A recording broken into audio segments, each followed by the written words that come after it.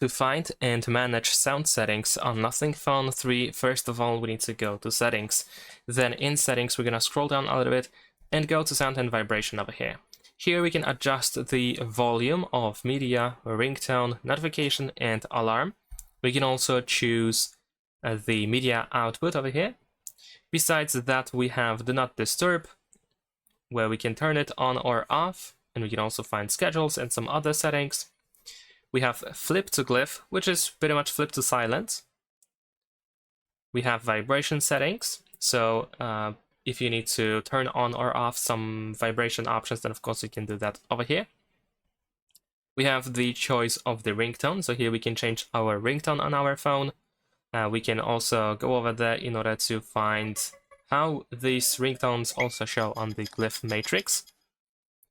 Besides that, we have the same thing for notifications and for alarm, although alarm doesn't have synchronization with the Glyph matrix, at least not right now. We have live caption option, so we can generate automatic caption speech. And there is also the spatial audio for wired headphones.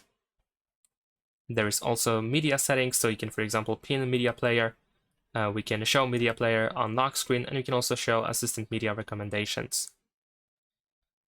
There are some additional sound settings which can be toggled, such as the dial keypad, the screen locking sound, the charging sound when you connect the charger to the phone, screenshot sound, and besides that, we also have the always show icon when in vibrate mode. So when you have vibrate mode activated, you will see the icon on the status bar. And there's also Bluetooth device recording, which can be toggled over here. And we can read over here that when enabled, audio and video recordings will prioritize using the connected Bluetooth device as microphone input. And that's pretty much it. These are all sound settings related, sound settings related to sound settings in general on Nothing Phone 3. Thanks for watching, leave a like and subscribe.